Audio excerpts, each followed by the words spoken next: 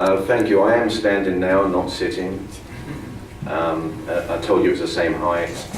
A couple more comments. You know, why should you do this? This is your decision. This is the community's decision. We are not. We did not come into town to sell a hotel. We didn't come here because we wanted to build a hotel. We were invited here as part of a desire by the authorities, the Trade Central Authority, the city and the county, to deal with and work out how to get this convention centre hotel built. Now, saying that, we obviously want to do it. This is something that we're extremely excited about. But what does it really mean? Well, you know, at the end of the day, this is a $130 million project. So what? What does it do? At the moment, the convention centre is able to attract, they have a loose room block agreement between the Hyatt, the Westin and the Marriott. And what they're able to do, and they're attracting conventions of a certain size. They're attracting conventions around 800 conventionaires, up to maybe 1,000 conventionaires.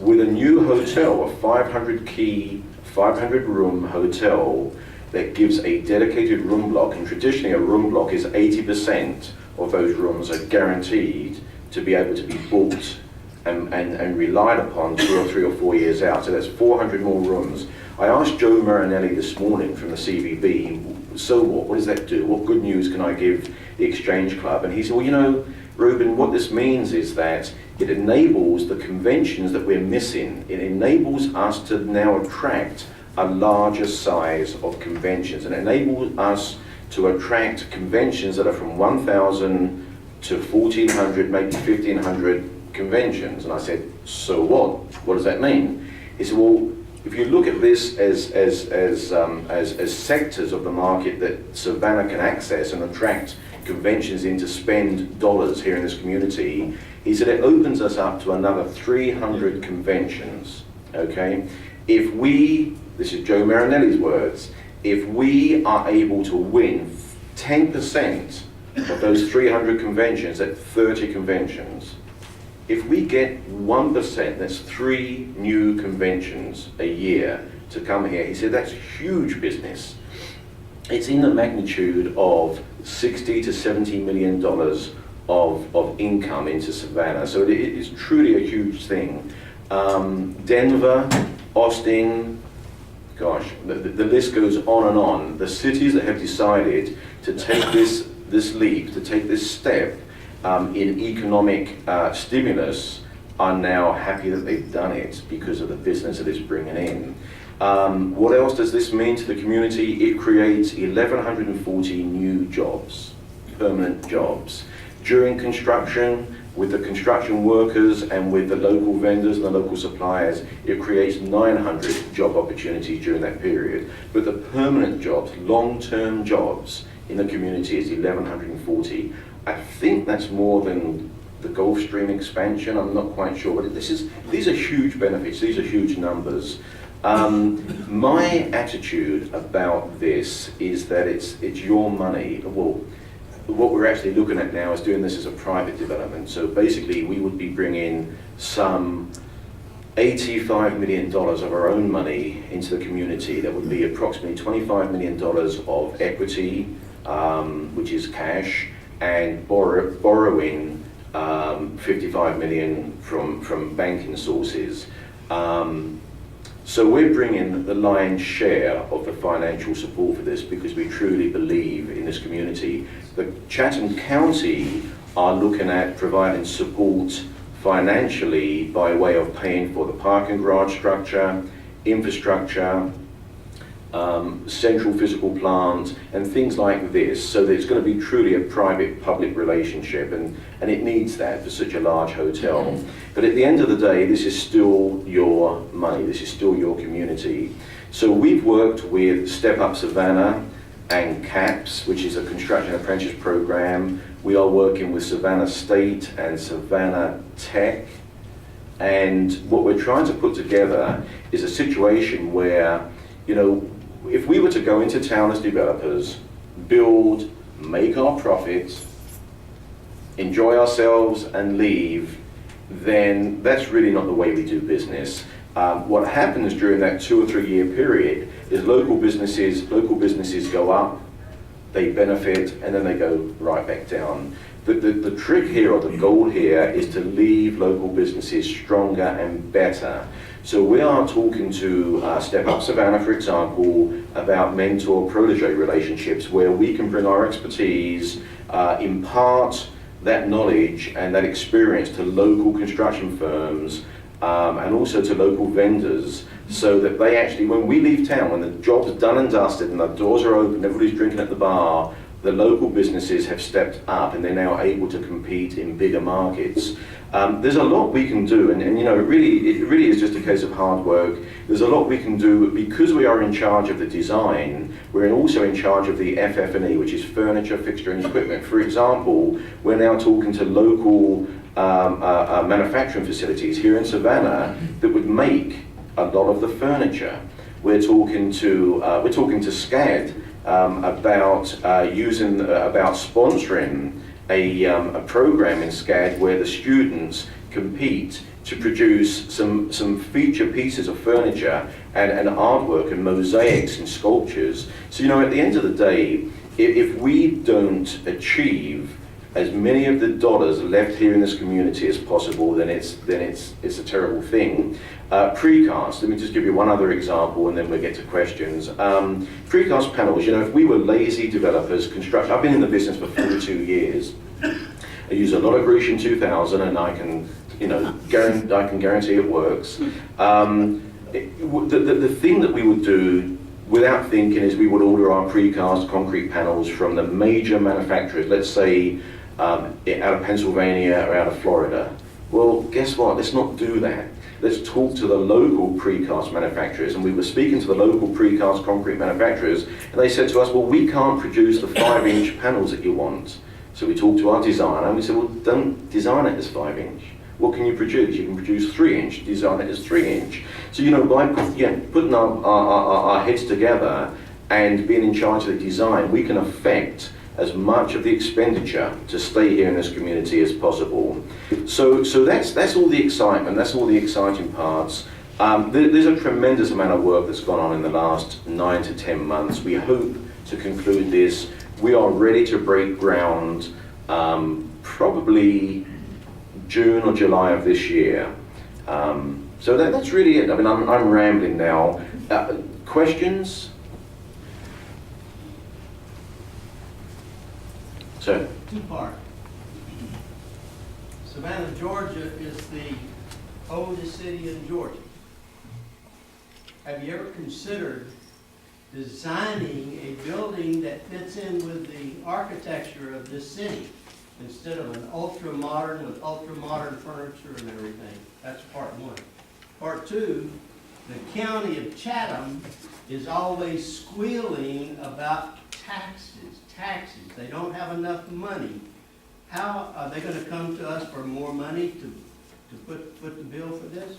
Okay, those are fantastic questions, and I'll answer both as they came. The model, the fly-through, just because of the technology of computers, we've kept that very sterile. That really was a massing plan. It's absolutely going to be designed in keeping with the local architecture. It's a difficult job because it sits next to the Trade Center, which is a modern looking building, but then it should be reflective of Savannah's historic architecture. We've got some great architects on our team. The local architects that we're using to help us and guide us include Hutty Gay, Bell and DeLon, Eric Johnson. We've got CMMI, which is Culpeper, and I can't remember the rest of it, out of Atlanta. Pat Shea, who's an architect, County Commissioner Pat Shea, he's spending a lot of time with us and making sure that we understand how this must reflect the local architecture. So we're not done by any stretch of the imagination. This will be what the community wants it to be. So I agree with you, it needs to be correct design-wise.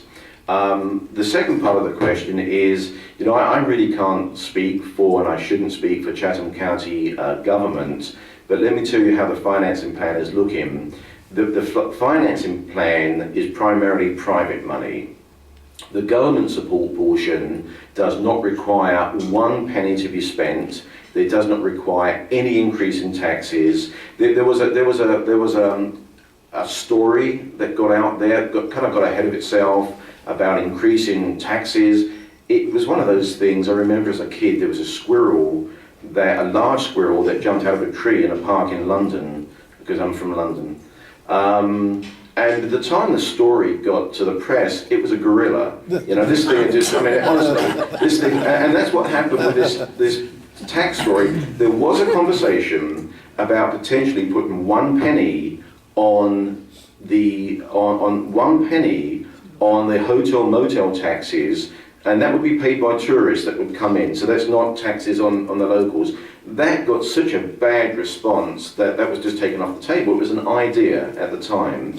So no, apparently there's no taxes, tax increases. Chatham County will not be laying any money out. What this revolves around for their portion is a bond issuance, and the revenue stream from the hotel would pay for that. So if one were to liken it to a mortgage, the mortgage payment would be paid by us, the revenue stream. So at the end of the day, I guess what you could say is that we're credit enhancing the deal by using Chatham County's, I think they've got a AA credit rating. So there's no money out of the pockets of the community. At the end of the day, this is, the way I would view it is this is economic stimulus. If it's not done, there was a presentation that we did last month to Chatham County Commissioners, and Commissioner Dean Kicklighter was very concerned that, you know, there were budget problems in Chatham County. There's a crunch, and I stood there really just like a, you know, what is it, a deer in headlights, not knowing what to do and what to say. And I think another commissioner joined in, Commissioner Harris O'Dell joined in and said, you know, what doesn't make sense is that we keep doing the same thing, expecting a different outcome. And I was so pleased with his insight into what this is all about. This is a money earning venture for the community. Have I answered your question? Thank you. Oh, sorry. I've got, I guess, a two-part question too. One's actually a statement.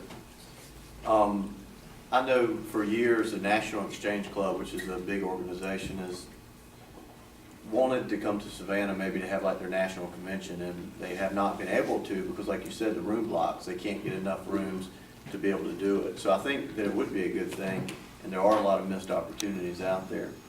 The second thing is, like Nick said, that looked like a very nice modern hotel. What I'm worried about in building this, maybe you clarify this, people when they go to these conventions don't want to pay $175, $225 a night. So can you price point the rooms at a cheap or very competitive price so that, you know, it would bring people here as well? Again, good observations. You know, the question should be, hey guys, if this is such a good idea, why don't you do it yourself? Why don't you do this wholly privately? Why are you looking for government support? That's the question behind your question. And the reason why I go down that road is because exactly that reason. This hotel is if this was to be a wholly privately developed project, we would want to build a 250 key hotel on the historic district side with 12,000 square feet of meeting space, and we would want to charge, you know, $300 a night because we're there to make money, and that's as a wholly private deal.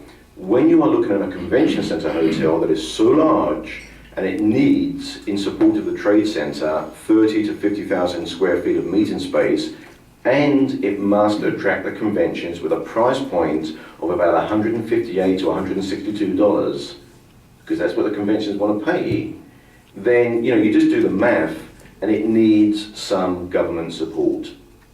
So absolutely, the price point of this proposed convention center hotel will be positioned to compete with other cities. What this is about is stealing business from other cities. Because, you know, in many of the cities that we've done this, they build the convention center, they build the hotel, and then they pray and hope that somebody wants to come. Everybody wants to come to Savannah. I mean, you've just got this jewel here, and it's amazing. I have never felt so good about a project in my career.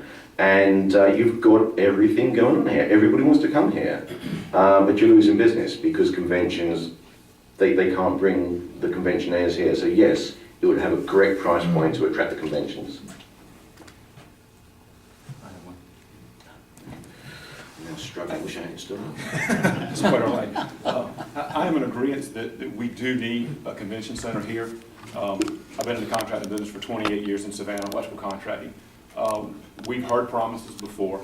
When people come here that local participation is going to be heavily involved, there's not one red cent at our mega site that Mitsubishi is buying from Savannah, Georgia right now, whether it's a supplier, a laborer, electrician, anybody, welder. Sure, they're trying to train people at Savannah Tech, but at this point of the game, nothing out of Savannah is benefiting from Mitsubishi. But our money, the East Blosh money, is the money that's funding that. Exact same things with all these new schools that are being built here in Savannah. East Blosh, which we voted for, because we were told the same thing that you're telling us, that there would be local participation. You know, just because you're out of New Jersey or New Orleans and you have a satellite office in Savannah, you're not a local contractor.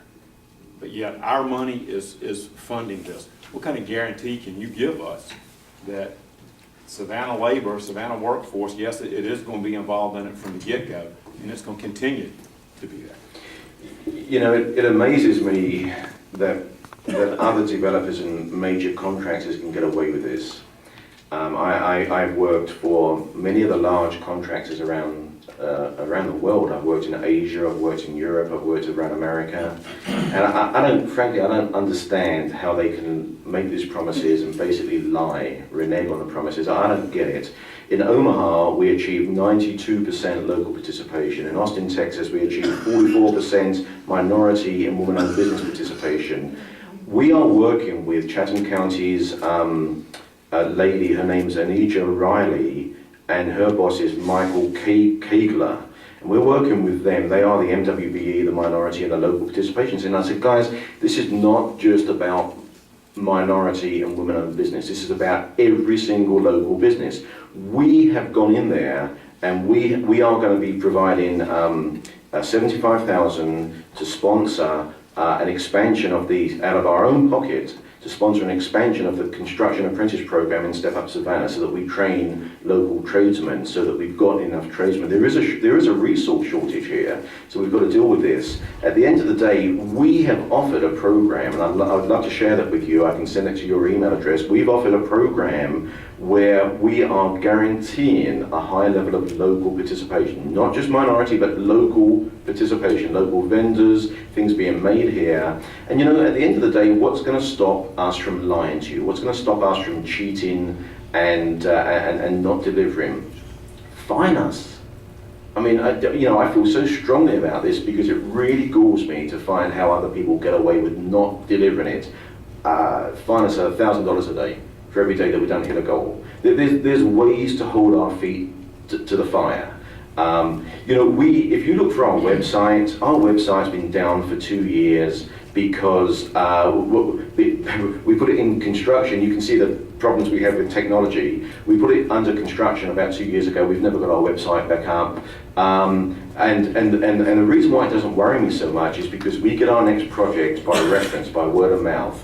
We had the mayor of Denver come in here and speak with the mayor of Savannah and the chairman of Chatham County and some other officials, and they said, we may not believe you. We may not believe what you're telling us. We want to talk to some other elected officials. Let us have access to them. And we said, fine, here's his phone number. We walked away. We are so confident with our reputation and what we do. We deliver what we say. We get the next job, we get the next project, because at the end of the day, if we don't leave this community 110% happy, we're not going to get the next job. It's really, and we're talking about big money, we're talking about big profits, we're talking about, this is not losing a $1 or $2 million project, this is losing a $130 million project. This is potentially, if we mess up here, this is potentially not winning the next $500 million project. This is big business for us. So in answer to your question, we believe that we are better than anything you've seen, but you've got to measure us and you've got to build in some safety nets. And what hurts a private developer is his checkbook. Fine us.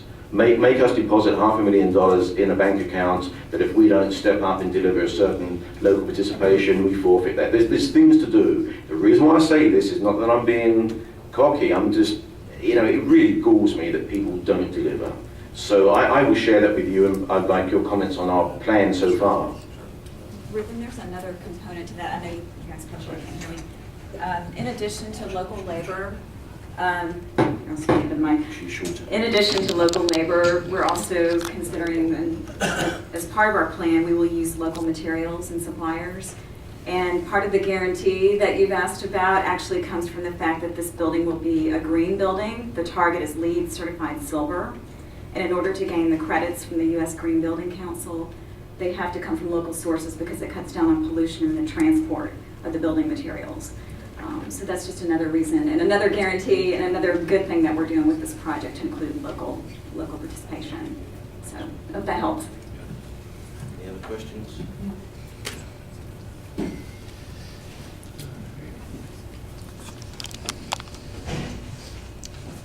Thank you.